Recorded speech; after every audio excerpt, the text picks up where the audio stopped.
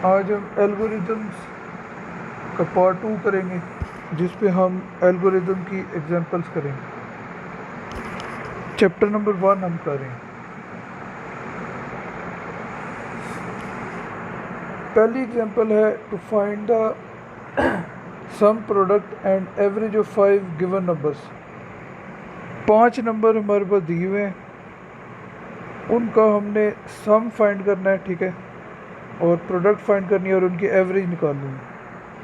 अब ये काम करने के लिए हमें इसका एल्गोरिदम कैसे लिखना होगा। सबसे पहले स्टेप पे हम इसको स्टार्ट करेंगे, ठीक है, यहाँ पे स्टार्ट लिखेंगे। दूसरे स्टेप में हमने पहले 5 नंबर के लिए 5 यानी कि वैल्यूज़ इनपुट करनी है, ठीक है। 5 नंबर्स लिखने हैं कि कौन कौन से नंबर है जिनका हमने सम और प्रोडक्ट और ये सारी एवरेज यानी कि फाइंड करना है। 5 नंबर हमने लिखे, इनपुट किए। वो 5 नंबर हमने कह दिया कि N0, N1, N2, N3 और N4 है, ठीक है। उसके बाद तीसरे स्टेप में हम उनको आपस में ऐड करना चाहते हैं, ठीक है। तो हम लिखेंगे सम, ठीक है। सम एक यानी कि वेरिएबल बनाएंगे, ठीक है, सम के नाम से, जिसको मैंने हाईलाइट किया है। इस नाम से हम एक वेरिएबल बनाएंगे और उसके अंदर हम इन 5 नंबरों को ऐड करके स्टोर करेंगे, ठीक है। N0 plus N1 plus N2 plus N3 plus N4, ठीक है। इस चीज़ को हम सम वेरिएबल के अंदर स्टोर करेंगे, तो वो सारे नंबर आपस में जमा होकर सम के अंदर स्टोर हो जाएगी। उसका जो आंसर होगा वो उसके अंदर स्टोर हो जाएगी। तो स्टेप 4 में हम प्रोडक्ट के नाम से एक वेरिएबल बनाएंगे और इसमें हम जो ये 5 नंबर है उनको आपस में मल्टीप्लाई करके तो वो स्टोर कर देंगे, ठीक है। N0, N1 ये सारे इनको आपस में मल्टीप्लाई करके तो उसका आंसर जो है वो प्रोडक्ट के अंदर स्टोर हो जाएगा। फिर उसके बाद एवरेज के नाम से एक वेरिएबल हम बनाएंगे। तो एवरेज के नाम से वेरिएबल बनाकर तो फिर उसमें हम एवरेज निकाल लेंगे। इन 5 नंबर की एवरेज निकालने के लिए 5 नंबरों को आपस में ऐड करेंगे, ठीक है। N0, N1, N2 इन सब को आपस में ऐड करेंगे और क्योंकि ये गिनने में 5 हैं तो फिर इनको 5 पे डिवाइड कर देंगे। इस तरह से इसकी एवरेज निकलेगी और जो आंसर होगा वो एवरेज वेरिएबल के अंदर जाकर स्टोर हो जाएगा। फिर हमने आउटपुट कर देना है तीनों चीज़ों को, ठीक है, अपनी स्क्रीन पे या प्रिंटर पे, पेज पे, कहीं भी उसको जो है वो आउटपुट हम करेंगे। फिर इन तीनों के आंसर सम का, प्रोडक्ट का और एवरेज, ठीक है, आउटपुट कर देंगे। फिर उसके बाद एंड कर देंगे एल्गोरिदम, ठीक है। तो इस तरह से हम एल्गोरिदम लिखते हैं। फिर इसी तरीक़ाकार की बेस पे हम फिर कोडिंग करते हैं, ठीक है। जब हम प्रोग्राम बना रहे होते हैं, जो भी प्रोग्रामिंग लैंग्वेज जिसमें भी हम प्रोग्राम बनाना चाहते हैं, ठीक है, C++ है, बेसिक है, जावा है, C#, जो भी है, तो उस पर कोडिंग करने के लिए पहले हम ये एल्गोरिदम लिखते हैं, ठीक है। इससे हमें पता चल जाता है कि हमने क्या करना है, ठीक है, तरीक़ाकार पता चल जाता है। तो फिर इसी तरीके से फिर हम जो है वो प्रोग्राम बनाते हैं। दूसरी एग्जांपल जो है इसके अंदर to find acceleration of a moving object with given mass and applied force. इसमें वो कहता है कि एक चीज़ है जो कि मूव कर रही है, ठीक है, जैसे फर्स्ट कर एक गाड़ी है, सड़क पे चल रही है, उसका मैस हमारे पास दिया हुआ, ठीक है। और दूसरी चीज़ है कि हमारे पास उसकी फोर्स दी हुई है कि उसमें फोर्स कितनी अप्लाई हो रही है, ठीक है। अब गाड़ी में भी फोर्स, गाड़ी लगा के चल रही होती है और फोर्स जो है वो पीछे उसको इंजन लगा रहा होता है पेट्रोल की मदद से। अच्छा, तो मैस और फोर्स दी हुई है, तो फिर हमने एक्सेलरेशन फाइंड करनी है। फिज़िक्स से रिलेटेड ये एग्जांपल है। तो न्यूटन का सेकंड लॉ जो है वो इसमें स्मॉल होगा, जो भी कहता है F = ma, ठीक है। तो इसको हम थोड़ा सा रीअरेंज करके इसमें यूज़ करेंगे, क्योंकि हमने ए फाइंड करना है। तो एम को लेफ़्ट साइड पे नीचे ले जाएंगे, एफ के नीचे ले जाएंगे एम को, ठीक है। तो A is equal F by M, ये हम यूज़ करेंगे इस एल्गोरिथम के अंदर। पहले स्टेप 1 स्टार्ट, फिर स्टेप 2 में मैथ और फोर्स, जो दो चीज़ें हमारे पास दी हुई हैं, ठीक है, उन दोनों चीज़ों को इनपुट करेंगे अपने प्रोग्राम के अंदर, ठीक है, सिस्टम के अंदर। मैथ और फोर्स हमने इनपुट कर दिया। अब उसके बाद अब हमने एक्सेलरेशन फाइंड करना है। तो एक्सेलरेशन के नाम से एक वेरिएबल बना देंगे, और उस एक्सेलरेशन के वेरिएबल में हम फोर्स और मैथ को आपस में डिवाइड करके, यानी कि जैसे मैंने अभी यहाँ पे बताया कि एफ ओवर एम करना है, तो फोर्स डिवाइडेड बाई एम करके उसका जो आंसर आएगा उसको एक्सेलरेशन में स्टोर करेंगे और फिर उसको आउटपुट कर देंगे, ठीक है। फिर उसके बाद एंड। बस ये छोटा सा प्रोग्राम है जिससे हम एक्सेलरेशन आसानी से फाइंड कर सकते हैं न्यूटन के सेकंड लॉ को इस्तेमाल करते हुए। उसके बाद अब हम तीसरा इसकी जो एग्जांपल है वो करेंगे। अच्छा, आज के लेक्चर में सिर्फ एग्जांपल ही करनी है हमने एल्गोरिथम की, जो आपकी बुक में वो वाली है सारी। वॉल्यूम फाइंड करना है क्यूब का, ठीक है। एक क्यूब हमारे पास ये हुआ है, उसका वॉल्यूम फाइंड करेंगे। क्यूब जो है वो एक 3D शेप होती है, और ये मैं आपको थोड़ा सा बना के दिखाता हूँ। और इसकी हर साइड बराबर होती है, ठीक है। सिर्फ 3D शेप है। अब इसमें जो इसकी लेंथ है, और ये इसकी विड्थ है, और ये इसकी हाइट है, ठीक है, ये तीनों चीज़ें आपस में बराबर है, ठीक है। तो हर साइड की लेंथ सेम है। तो इसका हमने वॉल्यूम फाइंड करना है। तो इसका वॉल्यूम जो होता है वो होता है लेंथ के क्यूब के, ठीक है। यानी कि जो कोई भी एक साइड है उसका क्यूब फाइंड अगर हम कर लें, उसको आपस में 3 दफ़ा यानी मल्टीप्लाई करेंगे, तो उससे हम उसका वॉल्यूम निकाल लेंगे। वॉल्यूम यानी कि ये होता है कि इसके अंदर जगह कितनी है। जैसे फ़र्ज करें ये क्यूब है, इसमें पानी भरना है हमने, तो हमें इसका वॉल्यूम पता हो तो फिर हमें पता चल जाएगा कि इसके अंदर इतनी जगह है, ठीक है। उस हिसाब से पानी डालेंगे।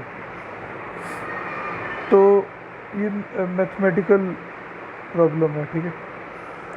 इसका एल्गोरिथम लिखना है। सबसे पहले स्टार्ट लिखेंगे, उसके बाद हम इनपुट करेंगे। एक तो उसकी जो साइड है, ठीक है, कोई भी एक साइड, उसकी लेंथ को हम यानी कि इसमें इनपुट करेंगे सबसे पहले, क्योंकि लेंथ विड्थ और हाइट इसमें बराबर है। तो बस किसी भी एक साइड की लेंथ जो है ना वो हमने इनपुट करनी है। सिर्फ एक चीज़ है जो इनपुट करनी है हमने पहले। उसके बाद स्टेप नंबर 3 पर एक वेरिएबल बनाएंगे वॉल्यूम, और फिर उसके बाद हम क्या करेंगे, उसके अंदर हम स्टोर करेंगे साइड के क्यूब को, ठीक है। यानी कि एक जो इसकी साइड है उसको 3 दफ़ा आपस में मल्टीप्लाई करेंगे, ठीक है। Side multiply by side multiply by side, तो उसका जो आंसर होगा उसको वॉल्यूम के नाम से एक वेरिएबल जो हमने बनाया है उसके अंदर स्टोर कर देंगे, ठीक है। फिर हम उस वॉल्यूम को आउटपुट कर देंगे, बस ख़त्म, ठीक है। जब हम प्रोग्राम बनाएंगे उसमें भी हमने यही तरीका करना है कि हम पहले वेरिएबल इनपुट उसमें भी करते हैं, ठीक है। फिर उसके बाद प्रोसेसिंग बताते हैं, फार्मूला वगैरह इस्तेमाल करते हैं, फिर आउटपुट कर देते हैं। अच्छा, नेक्स्ट जो है इसमें area of a parallelogram find करना है। मैथमेटिकल है ये भी। पैरेललोग्राम जो है वो इस तरह की शेप होती है, जिसमें दो साइडें जो है वो तो बिल्कुल सीधी सीधी लाइनें हैं, जबकि साइडों वाली जो लाइनें इसकी होती हैं वो टेढ़ी होती हैं, ठीक है। और ये जो साइडों वाली लाइनें ये एक दूसरे के बराबर है, और जहाँ पे मैंने सिंगल कट किए, सिंगल लाइनें लगाई हैं ऊपर और नीचे वाली, ये आपस में एक दूसरे के बराबर होती है, ठीक है। तो ये बेस है, ये हाइट है। इस लेंथ को बेस कह देंगे, ये और ये बराबर है आपस में, ठीक है। तो इसको बेस कह देंगे और इसको हाइट कह देंगे, साइडों वाली। पहले हम इसको स्टार्ट करेंगे, उसके बाद हमने बेस और हाइट दोनों की वैल्यूज इनपुट करनी है, ठीक है। ये बेस की और ये हाइट की। फिर उसके बाद हमने इसका एरिया फाइंड करना है। एरिया जो है वो बराबर होता है बेस मल्टीप्लाई बाई हाइट के, ठीक है। इन्हीं दोनों को आपस में, दोनों वैल्यूज को आपस में मल्टीप्लाई कर देंगे तो एरिया निकलाएगा, और वो एरिया के नाम से जो वेरिएबल हमने बनाया उसके अंदर स्टोर हो जाएगा। तो उसको हम फिर सिंपली आउटपुट कर देंगे, हमारा प्रोग्राम ख़त्म हो गया। नेक्स्ट जो है वो है to display the larger one out of the 3 given numbers. 3 number दिए हुए हैं, उसके अंदर से हमने सबसे बड़ा नंबर कौन सा है वो चीज़ फाइंड करनी है। अच्छा, सबसे पहले इसको हमने स्टार्ट किया है, ठीक है। और स्टेप नंबर 2 में अब हम पहले सबसे 3 नंबर इनपुट करेंगे, ठीक है, जिसके अंदर से हमें ढूंढना है कि सबसे बड़ा नंबर कौन सा है। तो वो 3 नंबरों को हमने कह दिया, एक n0 है, एक n1 है, एक n2 है, ठीक है। कुछ भी इनकी वैल्यूज ये नहीं हो सकती, जो भी वैल्यूज़ है वो यहाँ पे हम इनपुट कर देंगे पहले। मतलब फ़र्ज़ करें 47, 39, 22, ठीक है, ये 3 वैल्यू डाल दी हमने। अब उसके बाद हमने ये करना है कि इसको, इसमें बड़ा नंबर फाइंड करना है। तो उसके लिए पहले हम सबसे ये करते हैं कि फ़र्ज़ करें हम कह देते हैं कि जो सबसे बड़ा नंबर है वो n0 है, ठीक है। वैसे ही हम पहले सपोज कर देते हैं, और लार्ज के नाम से एक हम वेरिएबल बनाते हैं, ठीक है। और उसको हम कह देते हैं कि लार्ज जो है वो n0 के बराबर है, ठीक है। शुरू में हम ये कह देते हैं, फिर इसके बाद हम चेक करना शुरू करेंगे। लार्ज जो वेरिएबल हमने बनाया है, इसी में हमारा फाइनल आंसर आना है, ठीक है। इसी में जो सबसे बड़ा नंबर है वो एंड में स्टोर होगा, क्योंकि वेरिएबल जो होता है उसकी वैल्यू कभी भी चेंज हो सकती है। वेरिएबल जो लफ्ज़ है उसका मतलब ये है कि ऐसी चीज़ जिसकी वैल्यू बदल सकती है, ठीक है। बेशक ये इंग्लिश के लिहाज से इसका आप मतलब देखें या मैथमेटिकल मैथ में भी, क्योंकि वेरिएबल होते हैं, किसी भी तरीके से इसको देखें तो वेरिएबल का मतलब ये होता है कि इसकी वैल्यू चेंज हो सकती है, ठीक है। तो लार्ज एक वेरिएबल है, ठीक है। इसकी शुरू में हमने वैल्यू, हमने इसको कह दिया कि n0 के बराबर है ये, यानी फ़र्ज़ किया कि ये सबसे बड़ा है। फिर स्टेप नंबर 4 में हम चेक करेंगे कि अगर n1 जो है वो अगर इस लार्ज से बड़ा है, ठीक है, क्योंकि लार्ज में भी हमने क्या स्टोर किया हुआ है n0 की वैल्यू। वो चेक करेगा कि n1 अगर जो n0 है उससे बड़ा है अगर, ठीक है, तो फिर जो लार्ज वेरिएबल है उसकी वैल्यू n1 बना दो, ठीक है। इस स्टेप पे हम ये करेंगे। अगर बड़ा हुआ तो अब n1 जो है वो लार्ज में स्टोर हो जाएगा, ठीक है। और फिर उसके बाद n2 को भी हम चेक करेंगे। फिर चेक करेंगे क्या n2 लार्ज से बड़ा है, ठीक है। अगर ये लार्ज में जो वैल्यू अभी स्टोर हुई है उससे बड़ा है n2, तो फिर जो लार्ज है उसकी वैल्यू को n2 कर दो, ठीक है।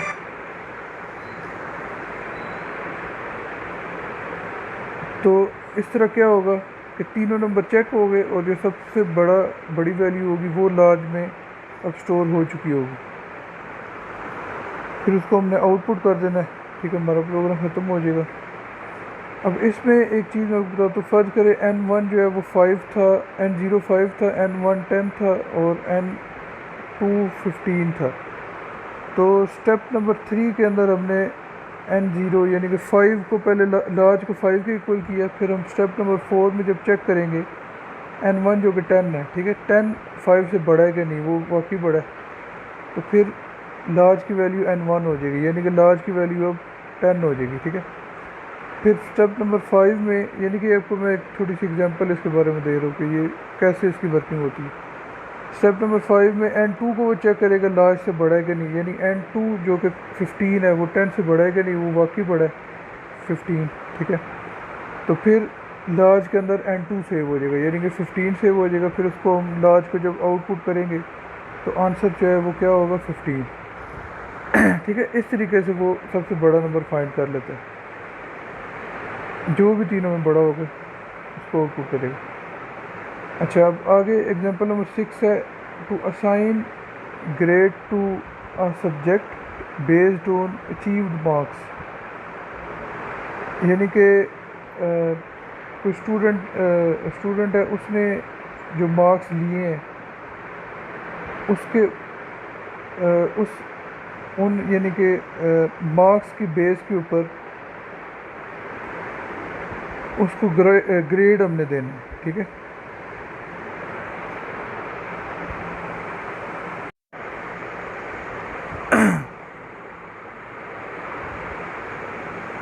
अच्छा, तो ये कोई एक सब्जेक्ट है, उसके अंदर जो उसने मार्क्स लिए हैं स्टूडेंट ने, तो उन मार्क्स की बेस पे उसको ग्रेड हमने असाइन करना है।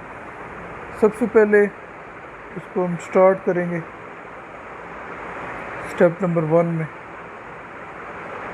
अच्छा, फिर उसके बाद हमने क्या करना है कि यहाँ पे दो वेरिएबल हमने बनाने हैं, ठीक है। एक तो वेरिएबल है ऑब्टेन्ड मार्क्स, कि उस स्टूडेंट के नंबर आए कितने हैं, और दूसरा वेरिएबल है टोटल मार्क्स। टोटल मार्क्स कितने थे जिसके अंदर से उसके इतने नंबर आए हैं। जैसे फॉर एग्जांपल उसके अगर मार्क्स आए हैं 70, टोटल मार्क्स 100 थे, तो फिर ऑब्टेन्ड मार्क्स 70 हो गया, टोटल मार्क्स 100 हो जाएगा।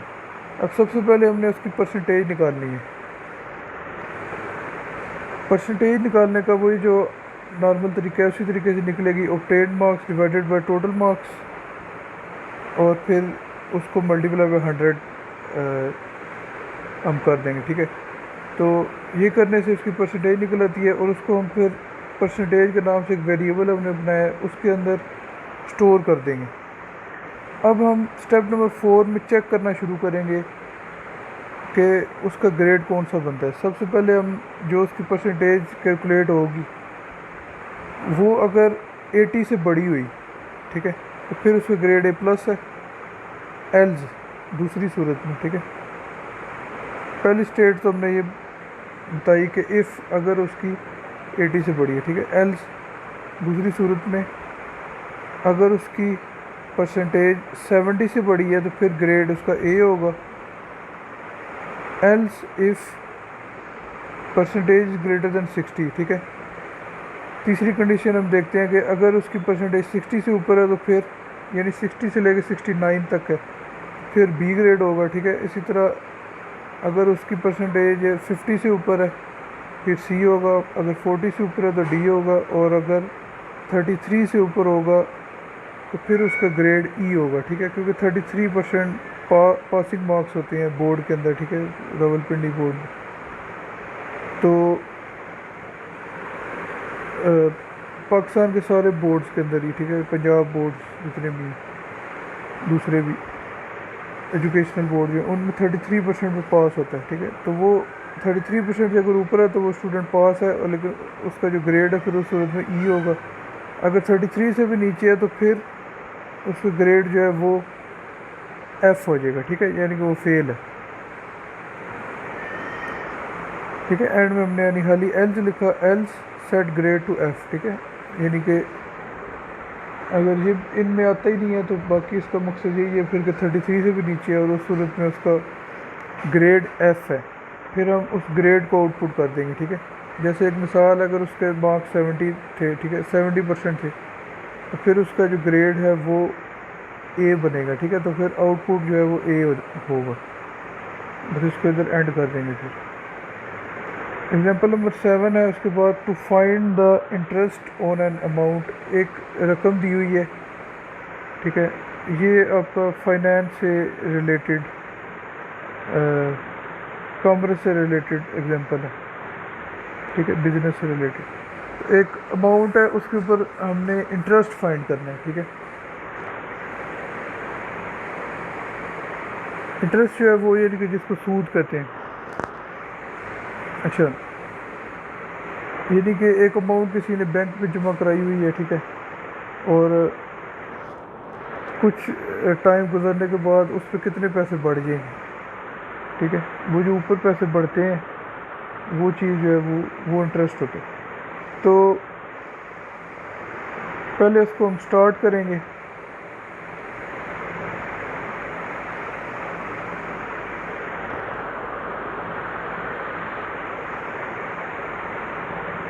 अच्छा, स्टार्ट करने के बाद हमने ये करना है कि हमने तीन तीन वैल्यूज़ पहले इनपुट करनी है। एक तो अमाउंट, यानी कि वो पैसे है कितने जो कि हमने बैंक में जमा कराए, ठीक है। ठीक है, जिस भी बंदे की रकम है उसने जमा कितनी कराई थी वो अमाउंट। दूसरी चीज़ है कि रेट, यानी कि एक साल का वो कितना इंटरेस्ट जो है वो कितना देते हैं, ठीक है, किस रेट पे देते हैं, कितने परसेंट। यानी फ़र्ज़ करें अगर लाख रुपए है तो 1 लाख रुपए पे वो कितना इंटरेस्ट देते हैं, ठीक है। अगर वो 10% देते हैं उसका, तो 1 लाख का 10% 10,000 बनता है, ठीक है। तो साल बाद अगर 1 लाख रुपए उसने जमा कराया तो एक साल बाद उसके वो पैसे 1,10,000 हो जाएंगे, ठीक है।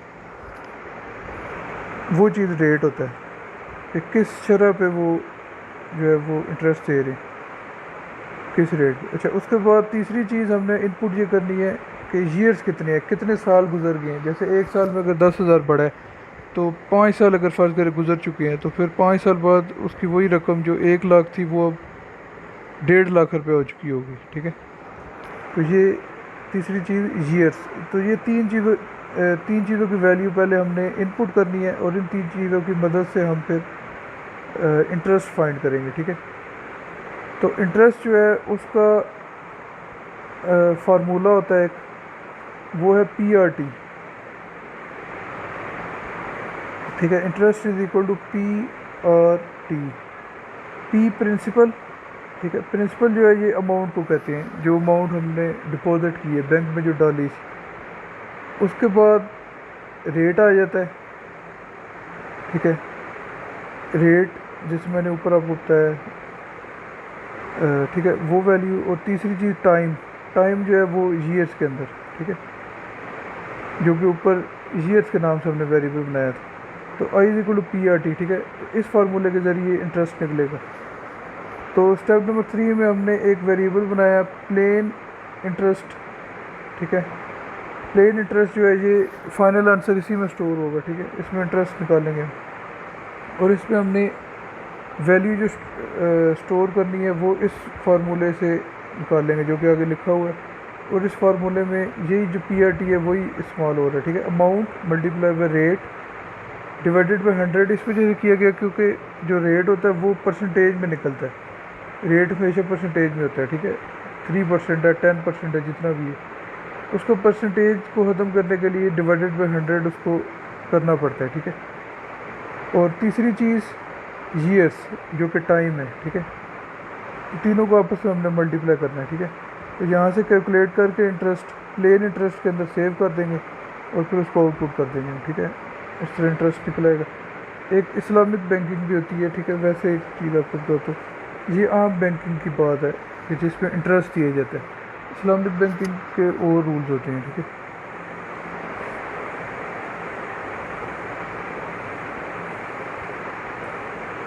अच्छा, उसके बाद है एग्जांपल नंबर 8, सेल्सियस के अंदर टेम्परेचर दिया हुआ है, ठीक है। ये फिज़िक्स से रिलेटेड एग्जांपल, इसको हमने फ़ारेनहाइट के अंदर कन्वर्ट करना है, ठीक है। ये दोनों दो अलग अलग यूनिट्स हैं टेम्परेचर के, ठीक है। एक तो ये काम करना है सेल्सियस को फ़ारेनहाइट में और फिर वाइस वर्सा भी करना है, यानी कि और फिर फ़ारेनहाइट को सेल्सियस में कैसे कन्वर्ट करना है, ये दोनों चीज़ें यानी इसके अंदर बतानी है। सबसे पहले हम स्टार्ट करेंगे, ठीक है। और सेल्सियस में जो हमारे पास टेम्परेचर दिया हुआ है वो इनपुट करेंगे, ठीक है। जितने भी डिग्री है, फ़र्ज़ करें 50 डिग्री है, ठीक है, 50 डिग्री सेल्सियस के हिसाब से वो इनपुट किया पहले। फिर उसके बाद एक वेरिएबल बनाएंगे फ़ारेनहाइट के नाम से और फिर फार्मूला यूज़ करेंगे जिसकी मदद से हम सेल्सियस को फ़ारेनहाइट में कन्वर्ट कर सकते हैं। वो फार्मूला इस तरह से है कि सेल्सियस को मल्टीप्लाई बाय 9 करना है, ठीक है, और डिवाइडेड बाय 5 करना है, ठीक है। यानी सेल्सियस इंटू 9/5 जो भी वैल्यू आएगी उसमें फिर 32 को प्लस कर देना, ठीक है। तो ये वो फार्मूला है जिसके ज़रिए हम सेल्सियस को फ़ारेनहाइट में कन्वर्ट करते हैं। इसका जो आंसर आएगा वो फ़ारेनहाइट के नाम से जो वेरिएबल हमने बनाया है उसमें स्टोर हो जाएगा, ठीक है। फिर उस फ़ारेनहाइट को हम सिंपली आउटपुट कर देंगे, ठीक है। इस तरह से हम यानी कि उसका जो यूनिट है वो चेंज कर सकते हैं टेम्परेचर का, सेल्सियस से फ़ारेनहाइट के अंदर। अगर हमने फ़ारेनहाइट को सेल्सियस में अब कन्वर्ट करना है तो उसके लिए स्टेप नंबर 5 में हमने लिखा सबसे पहले फ़ारेनहाइट, ठीक है, उसकी वैल्यू यानी इनपुट की कि कितने फ़ारेनहाइट है जिसको सेल्सियस में कन्वर्ट करना है। और फिर अब हम यानी कि एक वेरिएबल बनाएंगे सेल्सियस के नाम से, क्योंकि अब हम सेल्सियस में कन्वर्ट करेंगे। तो सेल्सियस में फ़ारेनहाइट को सेल्सियस में कन्वर्ट करने के लिए जो फार्मूला यूज़ होता है वो ये है कि फ़ारेनहाइट में से 32 को पहले सबसे माइनस करना होता है हमने। 32 को माइनस करने के बाद हमने 5/9 से मल्टीप्लाई करना होता है उसको, ठीक है, यानी मल्टीप्लाई पे 5 करना होता है फिर डिवाइडेड बाई 9। तो ये करने से जो वैल्यू हमें मिलेगी उसको हम सेल्सियस के नाम से जो वेरिएबल हमने बनाया था उसमें स्टोर कर लेंगे, फिर सेल्सियस को आउटपुट कर देंगे, ठीक है, फिर एंड कर देंगे इसको। बस ये लास्ट एग्जांपल है। इसमें हमने ये करना है कि इंटीजर्स हैं हमारे पास, ranging from n1 to n2, ठीक है, यानी कि 2 इंटीजर्स हैं हमारे पास। अच्छा, तो यानी कि ये असल में 2 भी हो सकते हैं या बल्कि ज़्यादा भी हो सकते हैं, ठीक है, 2 या 2 से ज़्यादा हो सकते हैं, क्योंकि ऐसे यहाँ पे एग्जैक्ट नंबर नहीं बताया गया। ऐसे n1 एक वेरिएबल के तौर पे बता दिया गया है और n2 भी एक वेरिएबल के तौर, यानी फ़र्ज करें n1 5 है, n2 50 है, तो 5 से 50 के दरमियान इनके दरमियान में जो इंटीजर आते हैं वो इंटीजर हमारे पास दिए हुए हैं, ठीक है, यानी कुछ इंटीजर हमारे पास दिए हुए हैं। तो उसके अंदर हमने इवन नंबर अगर फाइंड करने होंगे, उसके अंदर इवन कौन कौन से नंबर्स हैं, ठीक है, उसका एल्गोरिदम लिखना है।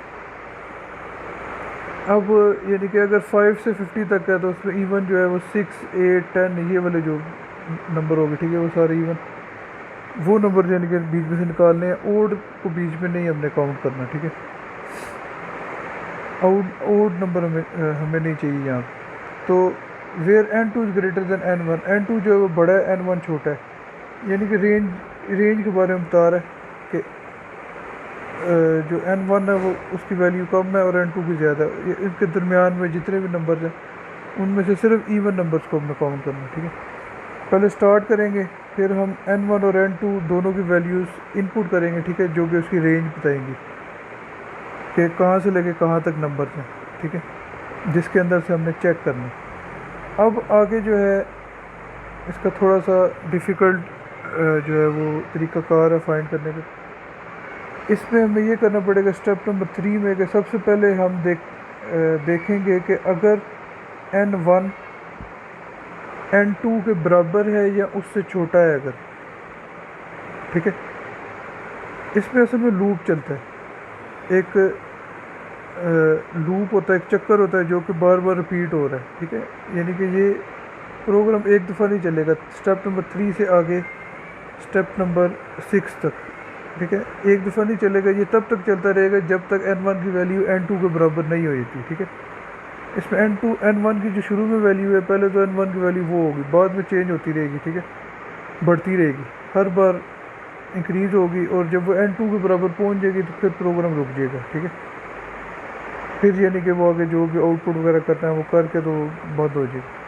अच्छा, अब पहले सबसे मैं लिख दिया if n1 is less than और इक्वल टू n2, ठीक है, जब तक वो n2 के बराबर है या उससे छोटा है n1। जब बड़ा हो जाएगा तो फिर नहीं, फिर ख़त्म हो जाएगा। तब तक क्या करना है, उसके आगे हमने एक कर्ली ब्रैकेट डाली, ठीक है। कर्ली ब्रैकेट में अब इसके बारे में, इस लूप के बारे में सारी इसकी हम इंफॉर्मेशन डालेंगे। अच्छा, इस सूरत में हम क्या करेंगे कि इफ़ n1 mod 2 इक्वल 0, यानी कि जो n1 है उसकी जो भी वैल्यू है, ठीक है, उसका मॉडुलस निकालेंगे 2 के साथ। मॉडुलस का मतलब ये होता है कि उसका रिमाइंडर निकालेंगे, ठीक है, यानी कि अगर फ़र्ज़ करें n1 की वैल्यू थी 5, ठीक है, तो 5 को 2 पे हम डिवाइड करेंगे तो क्या आ जाएगा, रिमाइंडर इसका क्या आ जाएगा 1, ठीक है। तो ज़ीरो तो नहीं आया, ठीक है। तो उसने यहाँ पे ये कहा था n1 mod 2 इक्वल ज़ीरो। अगर n1 का जो रिमाइंडर आता है 2 से डिवाइड करने से, वो अगर ज़ीरो आ जाए फिर आउटपुट कर दो उसको, ठीक है। फिर n1 को आउटपुट कर दो, क्योंकि हमने जितने इवन नंबर उनके दरमियान में सारे आउटपुट करने हैं स्क्रीन पे, ठीक है। अगर वो ज़ीरो नहीं आता तो फिर आउटपुट ना करो। तो जितने भी ओड नंबर है, जैसे 5 भी एक ओड नंबर है, जितने ओड नंबर है उनमें रिमाइंडर हमेशा 1 आता है, ठीक है। और जितने इवन नंबर है उनका रिमाइंडर हमेशा 0 आता है, ठीक है। ये मैं आपको एक कैलकुलेट करके दे देता हूँ। जैसे फ़र्क करें 8 है अगर, तो इसका रिमाइंडर 0 आ गया।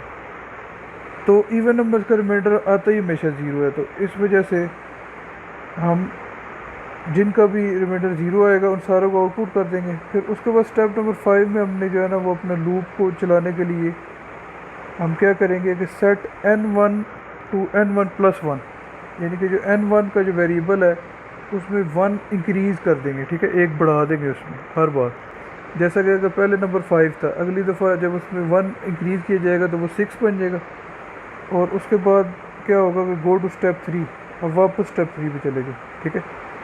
अब n1 की वैल्यू जिसकी 5 थी अब वो 6 बन चुकी है। उसके बाद अब जब हम दोबारा स्टेप 3 पे जाएंगे तो वो फिर चेक करेगा, अब उसकी वैल्यू 6 है, अब वो चेक करेगा 6 एंड 2 के बराबर है या कम है। इसी तरह प्रोग्राम फिर नीचे दोबारा चलेगा और इस स्टेप पे आके 6 जो था वो अब वो 7 बन जाएगा, ठीक है। 6 जो है वो वाकई इवन है, तो वो यहाँ पे आउटपुट भी होगा, ठीक है, इसी का, क्योंकि उसका रिमाइंडर 0 आएगा। अच्छा, फिर वो चेक करेगा 6 के बाद फिर एक बढ़ के वो 7 बन जाएगा। फिर ऊपर जाएंगे तो उसकी जब तक रेंज ख़त्म नहीं होती, फ़र्क 50 तक थी, तो 50 बन चुका है, 50 भी चेक होगा, 50 भी उसमें आउटपुट वो उसका चेक करेगा, ठीक है। 50 भी इवन है, वो भी आउटपुट हो जाएगा। और अगर फ़र्क रेंज 50 पे ख़त्म हो रही थी, उसके बाद फिर 1 प्लस होगा तो 51 बन जाएगा। फिर जब वो ऊपर जाके स्टेप 3 पे चेक करेगा तो 51 50 से बड़ा नहीं है, ठीक है, ना ही उसके इक्वल है, यानी कि ना ही उससे छोटा है ना ही उसके इक्वल है, वो उससे बड़ा है। तो फिर प्रोग्राम इधर ही बंद हो जाएगा, ठीक है, यानी कि फिर आगे चले जाएंगे स्टेप 7, ये लूप ख़त्म हो जाएगा। तो स्टेप 7 पे एंड ही लिखा हुआ है तो प्रोग्राम ख़त्म हो जाएगा। इस तरह हम सारे नंबर्स को आउटपुट कर सकते हैं। अल्लाह हाफिज़।